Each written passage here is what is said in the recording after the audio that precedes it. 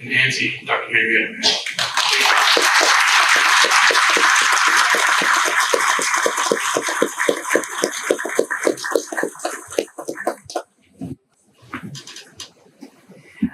I am going to begin by making a bold statement, and I've been known to be very bold. I want to welcome you to a place that is situated on the traditional homelands of the Descendant and Henrietta people, the homelands of the Cheyenne and Arapaho nations. This land was ours. It is still ours because the blood of my ancestors runs deep in the earth here, especially at a place called Sand Creek, which we are going to be looking at today through my eyes. I also want to welcome my relatives, and I want to begin by introducing my daughter, Montoya Ann Whiteman.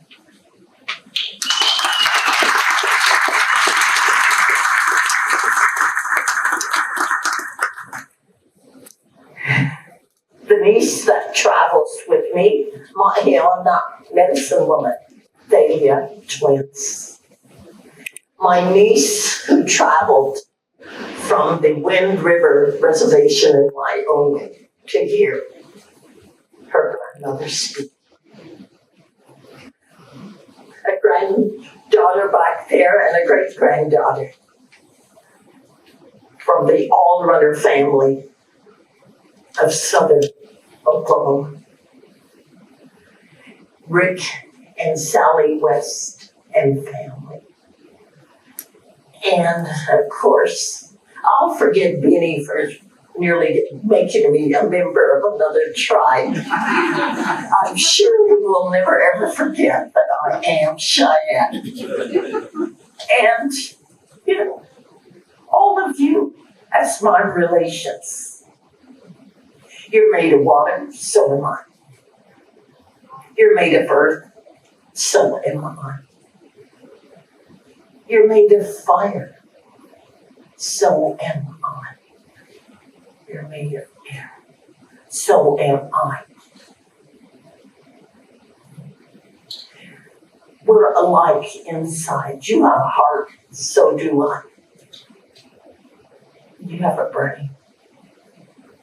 The only thing that is different is the color of our skin. That's just the outer layer of who we really are. Relations. People that have a common physical and genetic makeup. So, I welcome you as all of my relatives.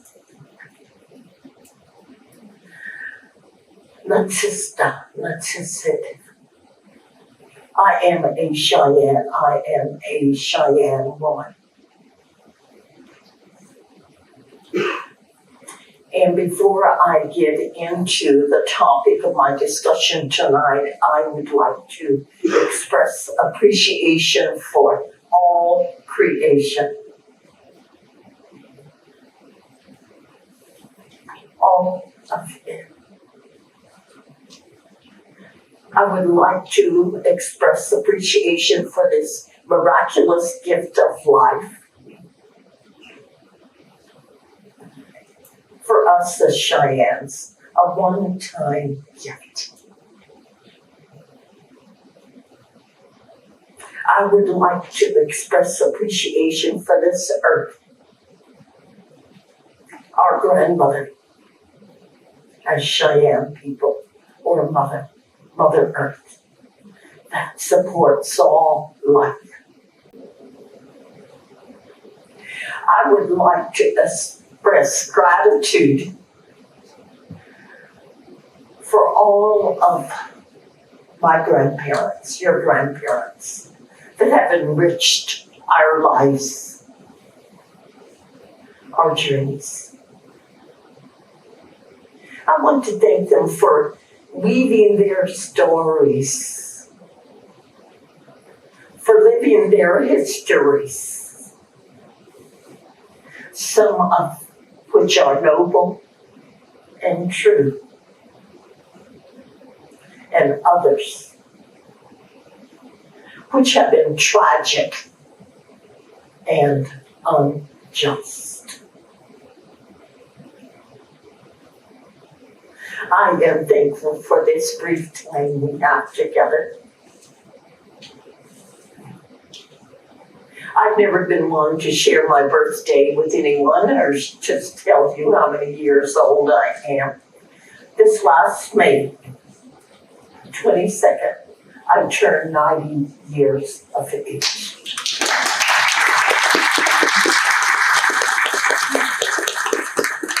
My health, the Creator has blessed me with a long life. And tonight I want to share with you a view that has come down to me through all time.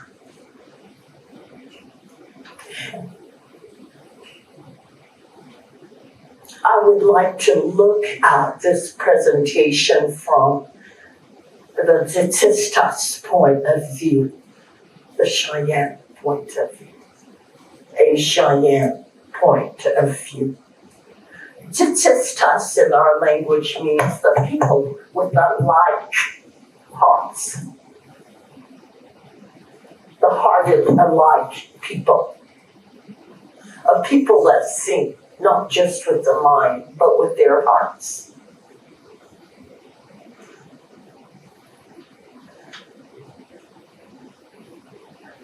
I want to tell you the story of a beautiful peoples. One of the many nations, 600, 900 or so different nations that make up what we might call indigenous peoples. I prefer to call Monday Indigenous Peoples Day and not mention that poor lost soul who landed in a far different place than where he intended to be.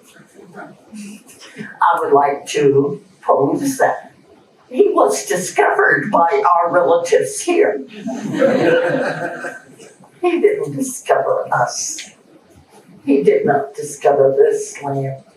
For as Cheyenne people, we have been here for all time.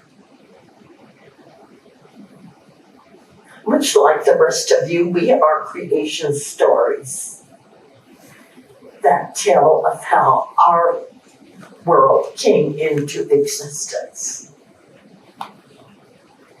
and how finally the last of creation, Creator made us as human beings, making all other peoples first.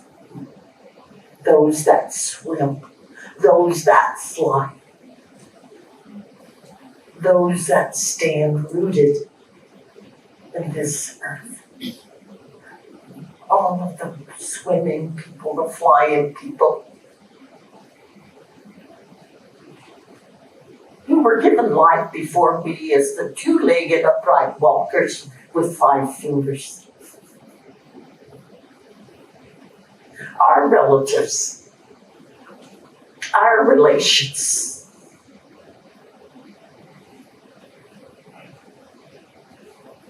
we hear about something called Sand Creek. And I am looking forward to the day that that curriculum is introduced into the classrooms of this place that we now know as Colorado. But it's our homeland, our traditional territory. until gold was discovered in a place called Pikes Peak, and that slogan became Pikes Peak or Bust. And from that point on, we had to be removed, we had to be dislocated, we had to be sent to other places to live.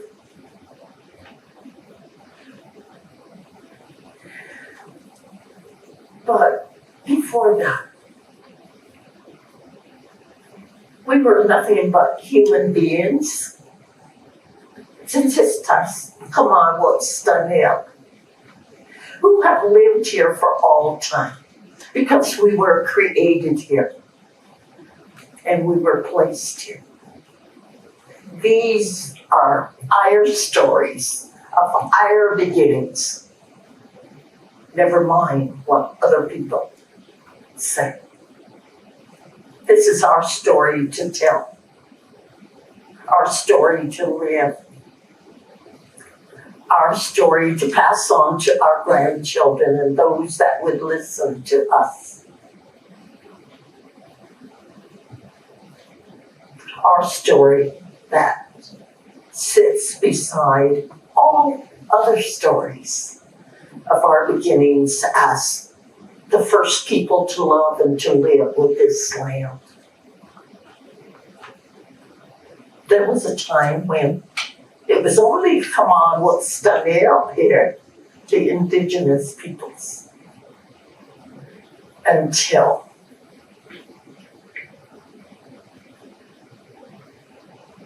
a man who had a very poor navigator, or was a very poor navigator himself, landed in the wrong place and not the West Indies like he thought.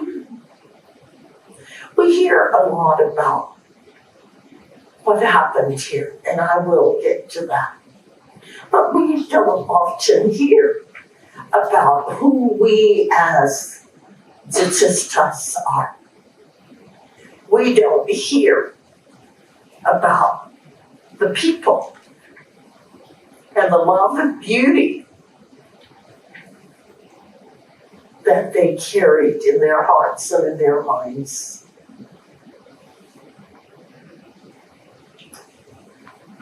I would like to quickly allude to treaties. Treaties, according to the Commerce Clauses of the United States Constitution, are the supreme law of the land. And the first one, there was a friendship treaty of 1825, but it was just to allow those that had come to our land free passage across our traditional territories.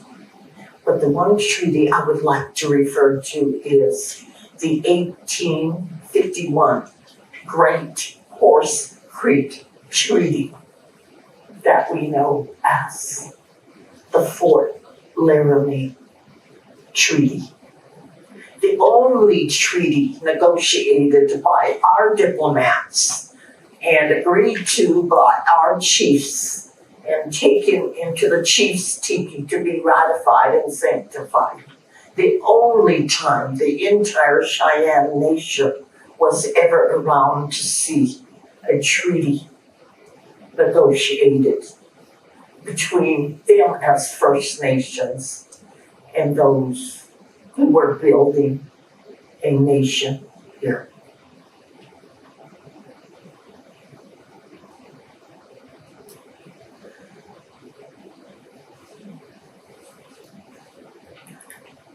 There can never be any price on the land.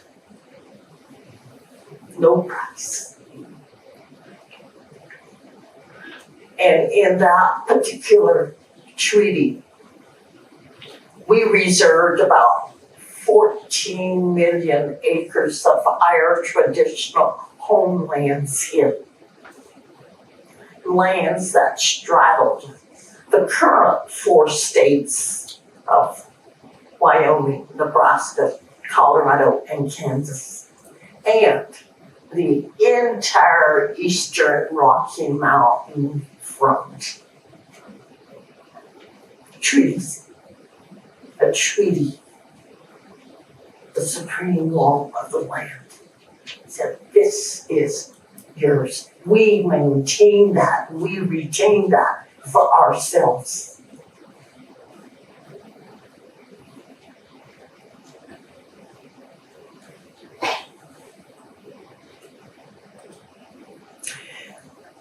The new United States government agreed to pay us $50,000 a year, I think of $500,000 a year for 50 years. But when it got to the United States Senate, that body of ours that ratifies treaties, it was changed to 10 years.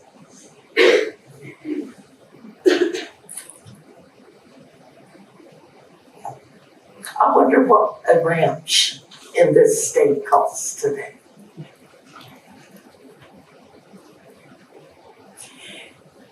But we maintained our traditional homelands. The Great Horse Creek Treaty. Between two sovereign nations, there were 8 nations that signed treaties there, but ours, Cheyenne and the Arapaho. So today you live and walk on land that was traditionally Cheyenne and Arapaho.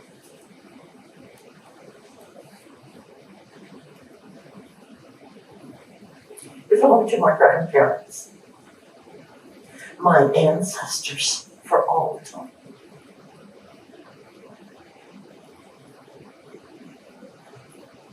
Cheyenne people, because of their beautiful beadwork and artistry, have often been called a people of beauty. You don't hear this when you hear about Sand Creek. In the words of that Methodist minister called John Milton Shillington, he called the children nits.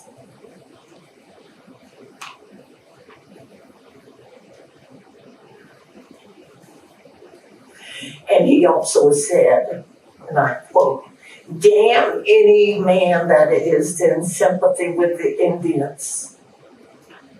A holy speaking white man, and my own is to them, who made his feelings very clear that nits make lice kill their children, and damn any man in sympathy with the Indians." I wish I were making that up. I wish it were nothing but a figment of my imagination, but it isn't.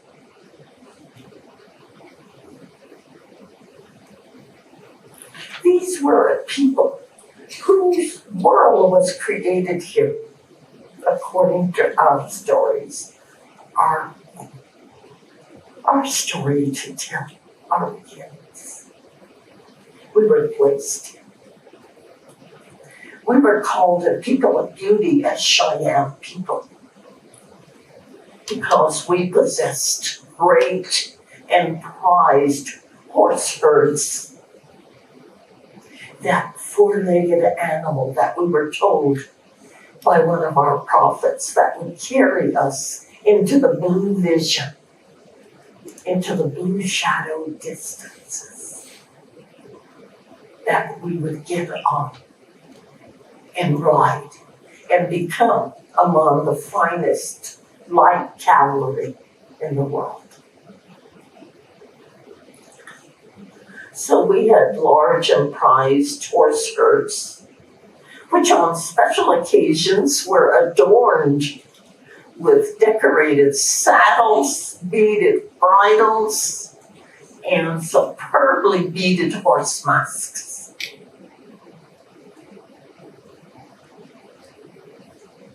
We also lived in elaborately painted lodges. teepees. And it may surprise some of you today that the ones that put up the teepees the quickest and could strike them the quickest were women. It was their home. They were elaborately painted lodges with exquisite teepee liners on the inside, on which were painted the war exploits of the warriors.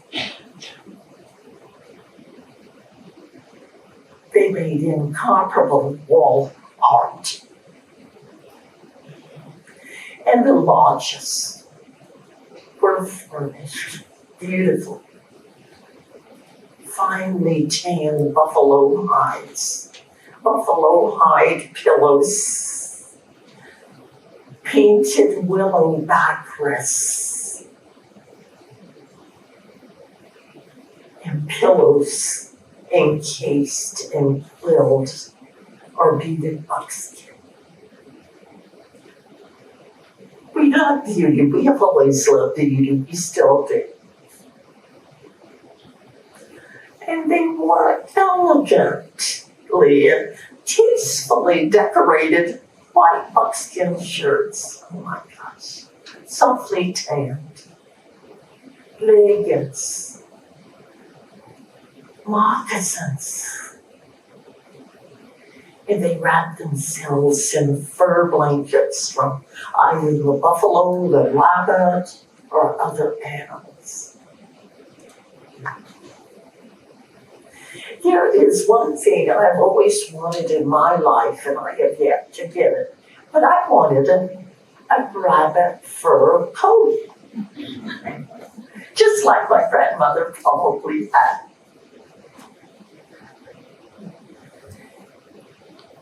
And so, the women carry their exquisitely adorned possible bags. Call that because you find anything possible in it, much like a lady's everyday purse. Wonder what you carry in it. More than money, huh? But they were possible bags because you found anything possible in them. Parfleches with bold designs. Or painted with tribal symbols that made exquisite suitcases.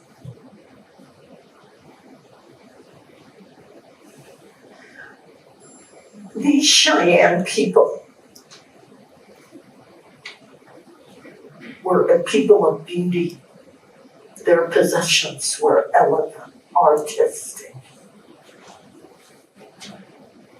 And Black Kettle's band was known for their beautiful possessions.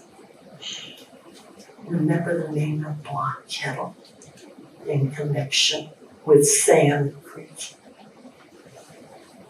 Or David Doe is his name, which is nothing more than Black Kettle.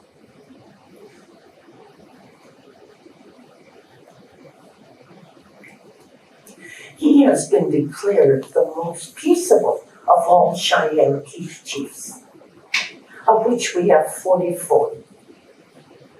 We had our own traditional form of government that was given to us from those that taught one of our great prophets about how to organize ourselves as a people. And he was taught within the Wallace Sacred Bear Butte in South Dakota. We know him as JEDI, sweet medicine, but I'll refer to him as our prophet. And he brought out our traditional government ages ago.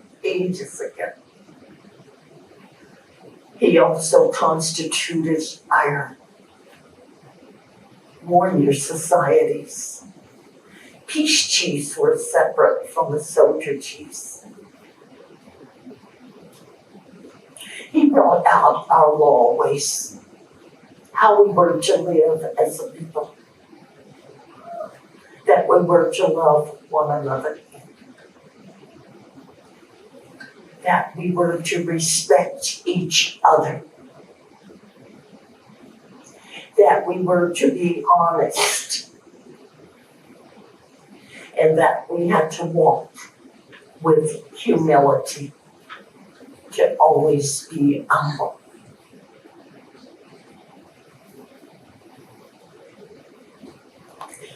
Those are the people to whom contemporary Cheyennes descend from. We were not those savages that had to be contained or civilized.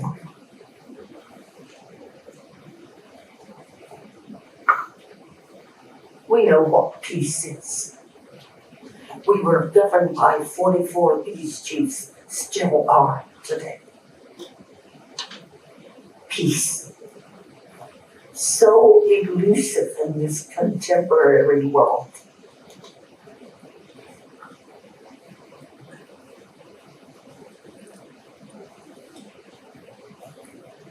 Every night, I ask prayers of protection for those people in Ukraine. Every night I pray for those children in the Holy Land.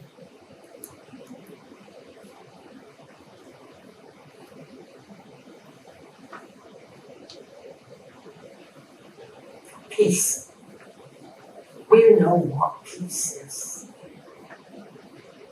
It was sent to us from out of our mountain, sacred bare beauty.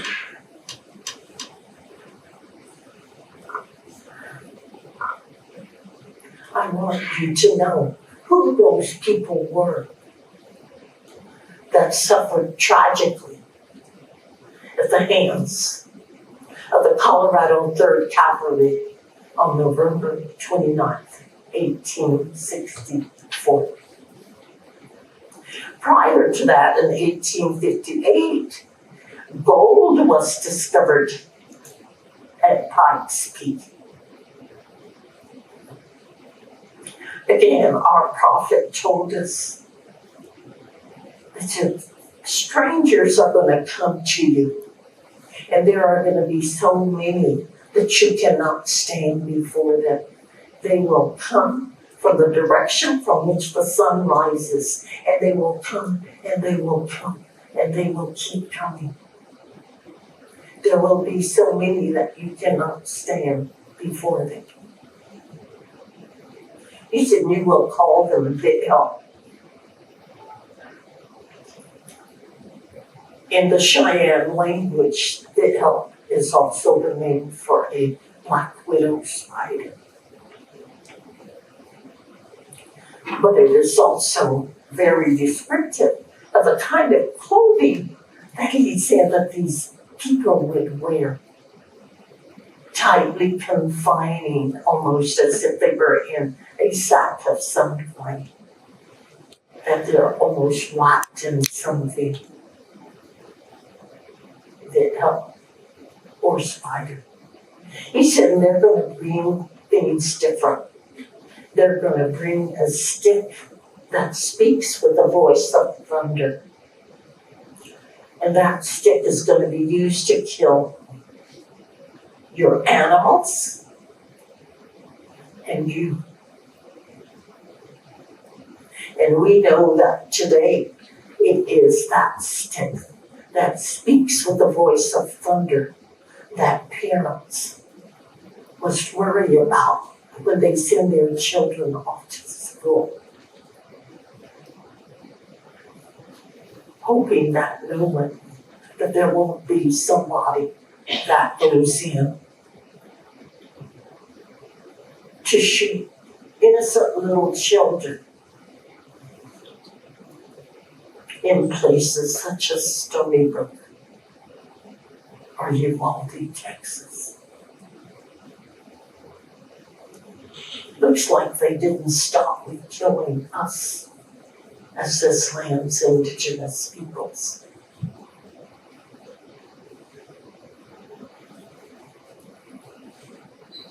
And he said, and they're going to bring something with them that looks like sand, but it tastes very sweet. He said, and these people are going to want your land, and they're going to take it. And we know the history of manifest destiny and cultural imperialism, and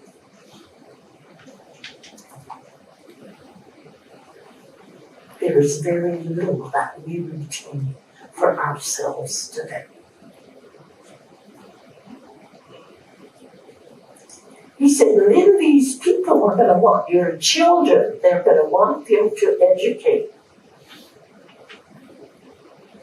And those that they take to educate are not going to know anything. That is why I am so pleased that this homeland of ours, the state of Colorado, is developing and has developed curriculum that focuses upon Sand Creek as a subject that's going to be taught in the Colorado school system.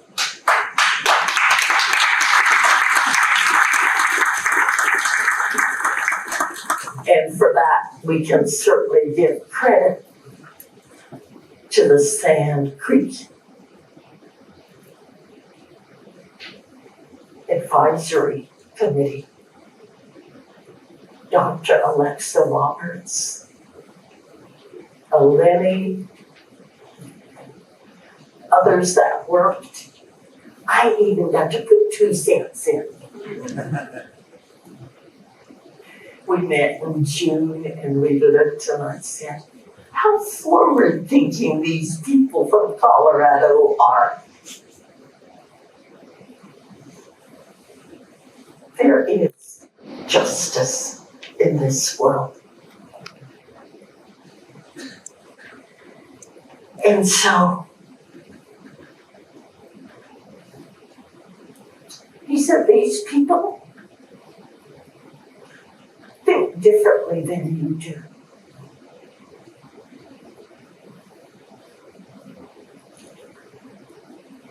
And they did. And our leaders signed the Great Horse Creek Treaty, but retained over 14 million acres of our beloved homeland for their use. 1851. 1858, the discovery of gold in Pikes Peak, and that was also something that our prophet told us. He said, Creator put some of the yellow metal in the land, and this yellow substance drives them crazy. Gold.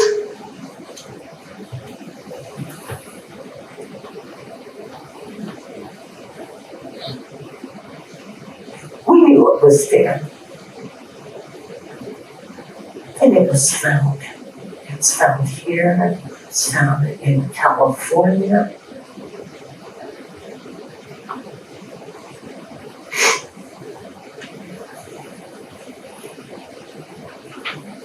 And when some of those people came to beautiful Colorado, seeking their fortunes, or passing across our hunting territories, some of them carrying diseases.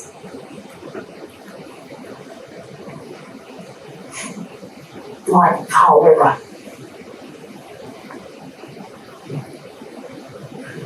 which Robert Bent in his book stated and decimated the Cheyenne people by about 50%. He said entire lodges were left standing in which they left the bodies of the dead.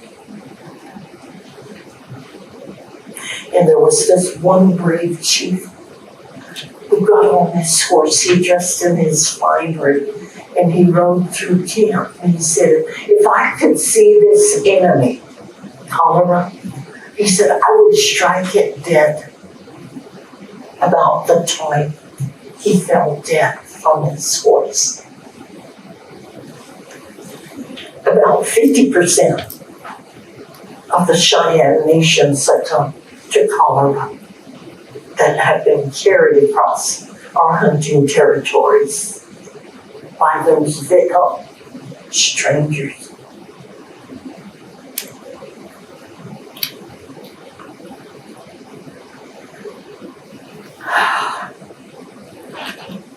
Go. That sometimes drives people crazy. And then all of a sudden, Colorado wanted to become a territory.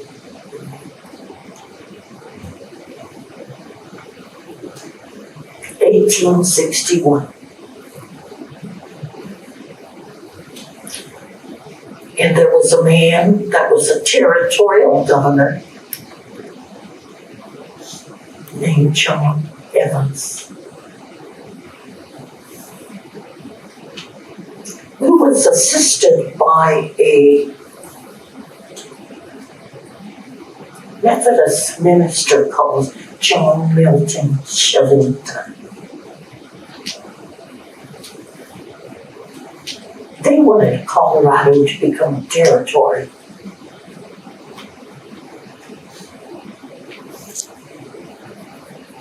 But here we have this land that was guaranteed to us, our homelands, by treaty, the supreme law of the land. So another treaty was made, 1861 Treaty of Fort Wise.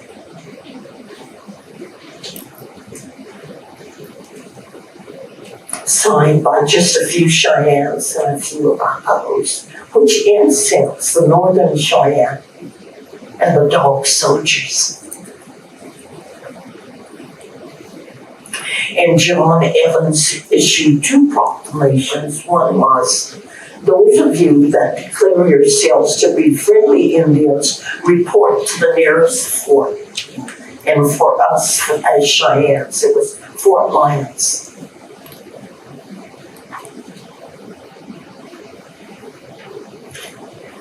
A couple of years later, they were to be declared friendlies. But then 2 years later, we all became hostiles. And the citizenry of Colorado Territory were given permission to kill.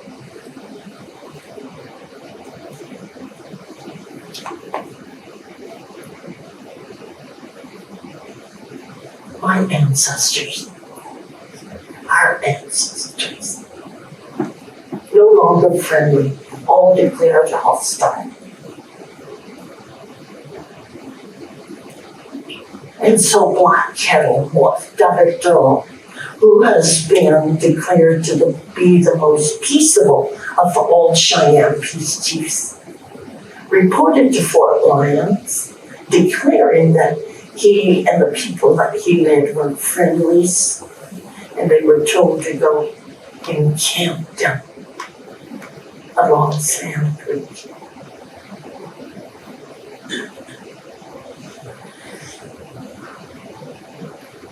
My mother often told me about her grandmother, whose name was Visitor. I have said, what does that mean in Cheyenne? Don't have any translation for it, but she's just Visitor. Kind of English sounding, but it's a short Cheyenne name.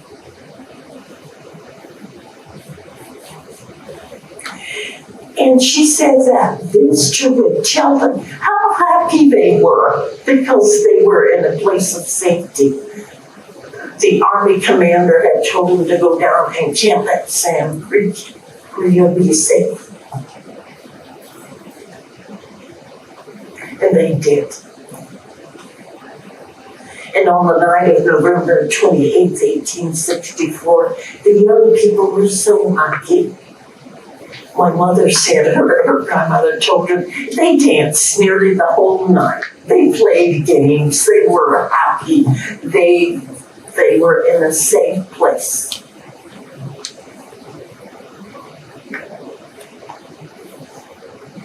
The next morning, some older women thought that they heard buffalo coming.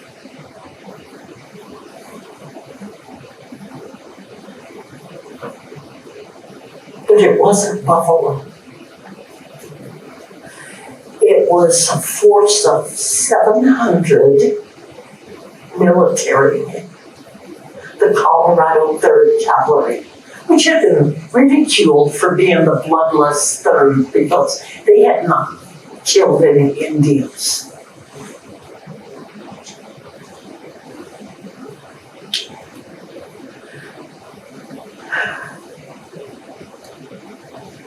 So Lieutenant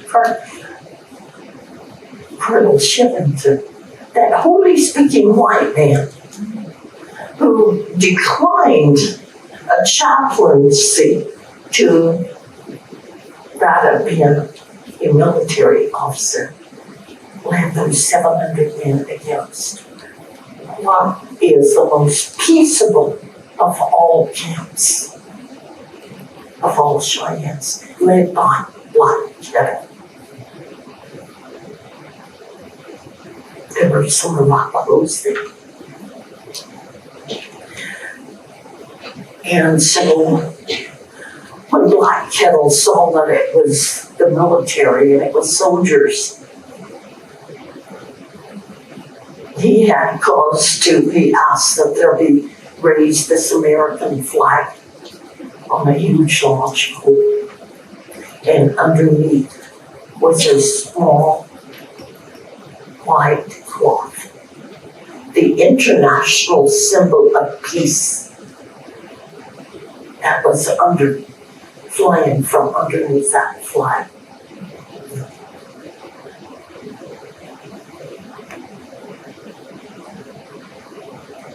It didn't stop the butchery that began. And Black Kettle called his children, a chief is a father to all of the people. Come gather around me. They're not going to they're not going to fire at that flag. Besides, there's a symbol of peace under that. And they gathered around it. But the blood living started. But there were two Army officers that would not let their men fire into the village. Silas Soule and Joseph Kramer. They made their men stand down. And every year, during the Sand Creek climb, when our runners run from Eads, Colorado, here to the Denver capital, they stopped at the grave of Silas Soule to pay their respects to that man that would not let his soldiers fire into that village. Joseph Kramer went back east and is buried in his hometown there. Two men, two brave soldiers that wouldn't let their men fire. And they fired. And when it became obvious to Black Kettle that United States flag and that white flag of peace was not going to stop the firing of the bullets, the people scattered. And the butchery started. and Sand Creek. The massacre at Sand Creek has been declared to be the most tragic of all massacres against any American tribe on this land.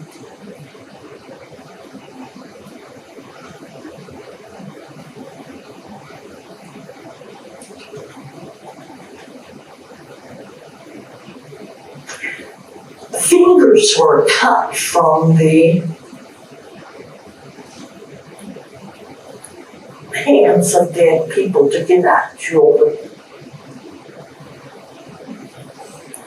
But when the firing started, there was this brave chief named White Antelope who ran toward the soldiers, and he held down a peace medal the President of the United States had given him. And he held that peace medal to signify that they were a peaceful people. But that didn't stop the firing. And when White Antelope realized that he was facing certain death, he started singing his death song. And the English words are, "Only the rocks live forever." In Cheyenne it is, "Oaho'anayo ikinota ishamadaninio." Only the rocks live forever. He was killed. It wasn't enough to kill him. His body was mutilated. He was scalped.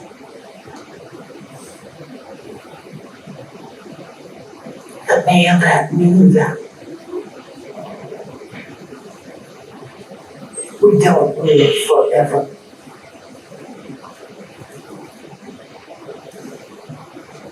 But did he have to die that way? And why? Was it because of the gold that makes people crazy? Was it because of hunger and greed for this land? Was it just unfortunately because we are from our wolves done down and damn any man that's in sympathy with the Indians? Or was it just so the Colorado 3rd Cavalry would no longer have to go by the bloodless 3rd? They became the bloody 3rd after that, as they marched into Denver, displaying their human trophies of war. I am told that even the private parts of White Antelope were cut from his body, not just him, other men, and that some of their private parts were used as saddle horn covers or hat bands. Fetuses, at least one that I know, were cut from the wounds of their mother. Children were taken by the ankles and their brains bashed out against boulders.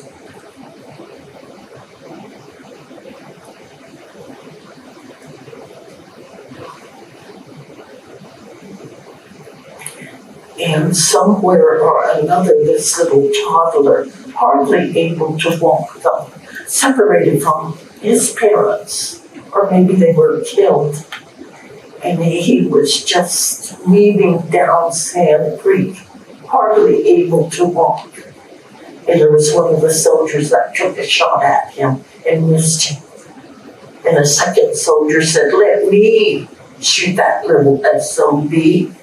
And he shot and he missed him. And the third one said, "I'll shoot that little SOB," and he aimed and he did. And that little boy fell.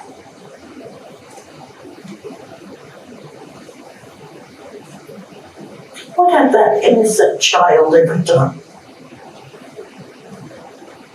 to anyone?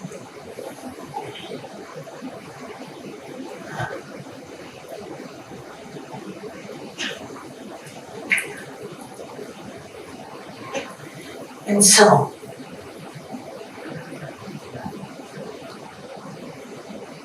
that's what my grandmothers faced. Two of my great-grandmothers were in the jail. Visitor was there. And somehow her uncle found a pony for her.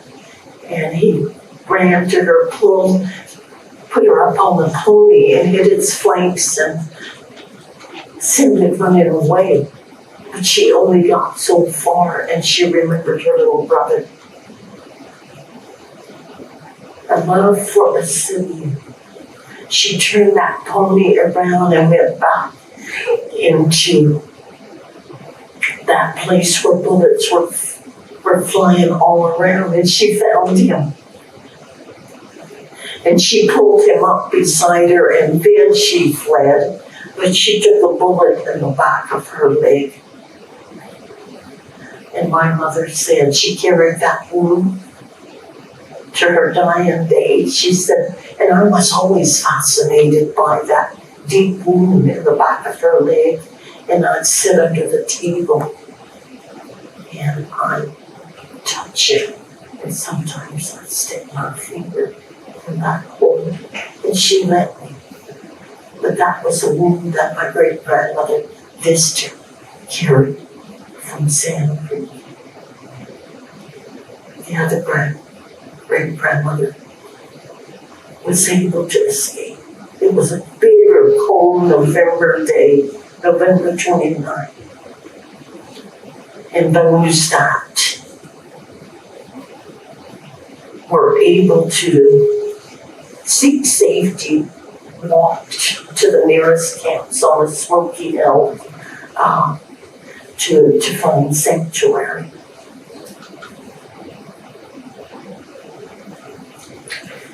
So the battle went on for about 8 to 10 hours a year. And we'll never really know how many Cheyennes were killed that day. Some say 150, some say 200, but whatever. Even one. That little boy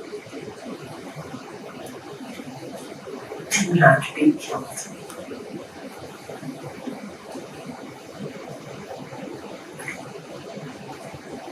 And so,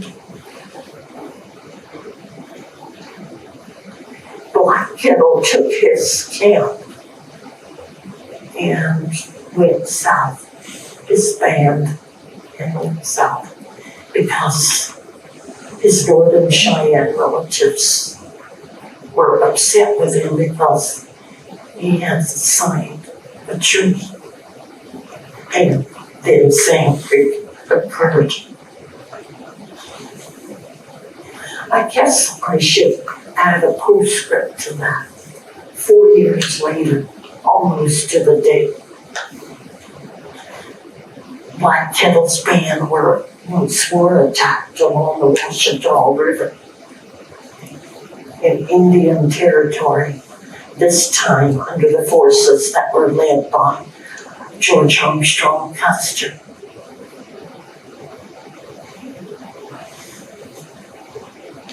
And it was as if Sand Creek and its nightmare was happening again.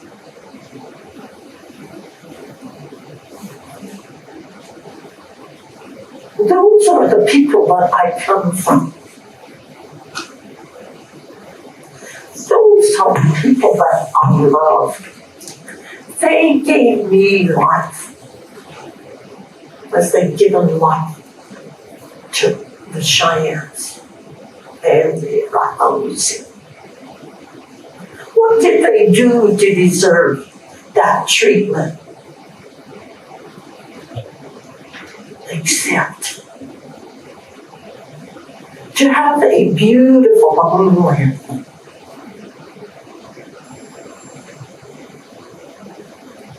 that you all enjoy today.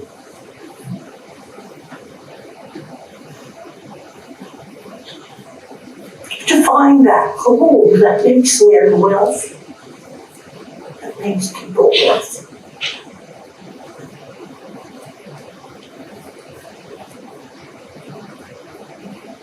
And so, in spite of that massacre, we still live today. There are the people that I love who live in Oklahoma, southern Cheyennes, and the beloved people, my kinsmen, the northern Cheyennes of Montana. There are the northern Arapaho, the Wind River Reservation of Wyoming. There are the southern Arapaho who jointly share a government with the southern Cheyenne, the Cheyenne and the Arapaho tribes of Oklahoma.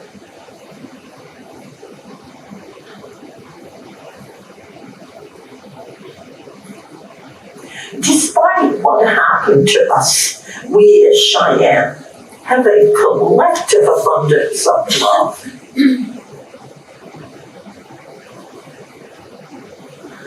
We have profound teachings that we still carry. We have our own traditional knowledge without which we would have no cultural identity. We still have our ceremonies. We still maintain those ceremonies, which is our way of helping to keep this earth, all of it, alive for all of us. So badly needed today when we are confronting the stark reality of climate change. Our prophet told us the earth will burn.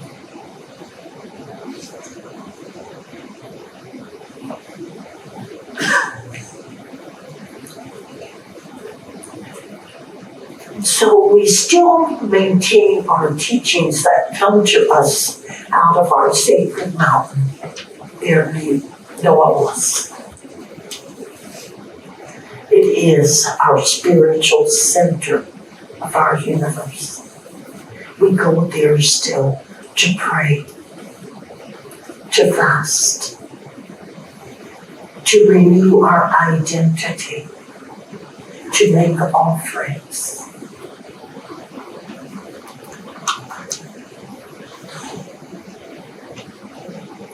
We go there to seek direction for our hearts and our spirits. And unfortunately, we know we have to deal with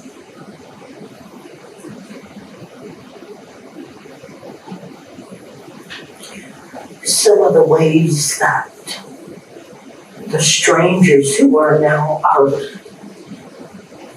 neighbors brought with them.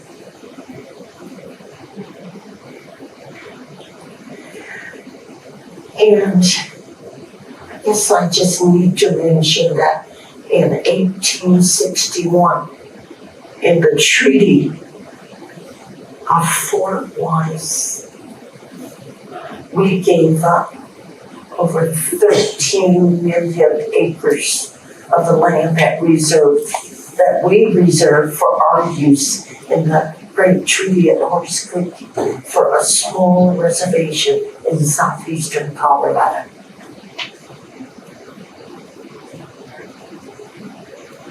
We were later pushed out of Colorado. And eventually into Oklahoma. They're onto Montana by those same words on pieces of paper, other treaties. We have walked our road since the beginning of time. For us, it is a long road and it is a good road for us. And we did experience unfortunate massacres.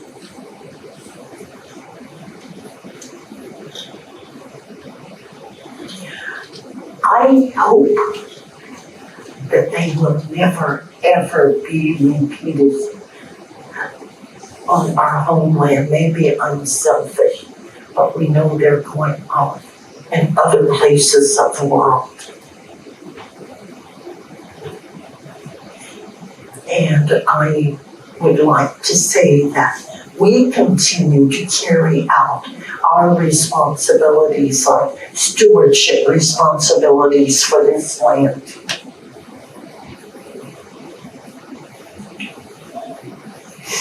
My little granddaughter sitting here is a firefighter. She goes where she's called to go and keep this place safe.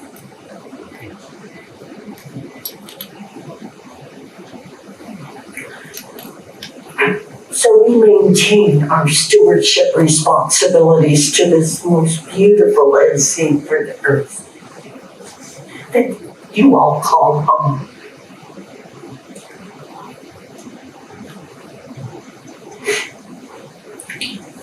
And so our story is not over. It is yet unfolding.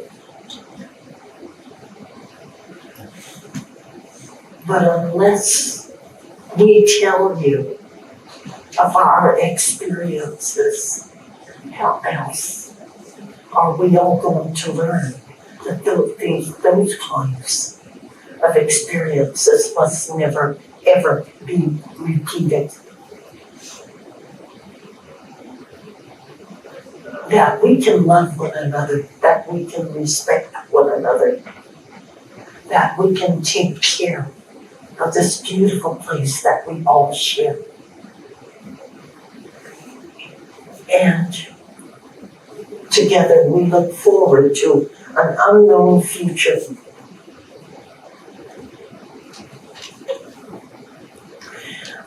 But from one grandmother to all of you, hopefully it will have a happy ending, rooted in a respect and love for all people.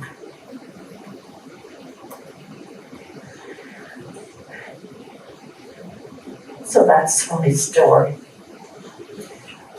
I appreciate your listening.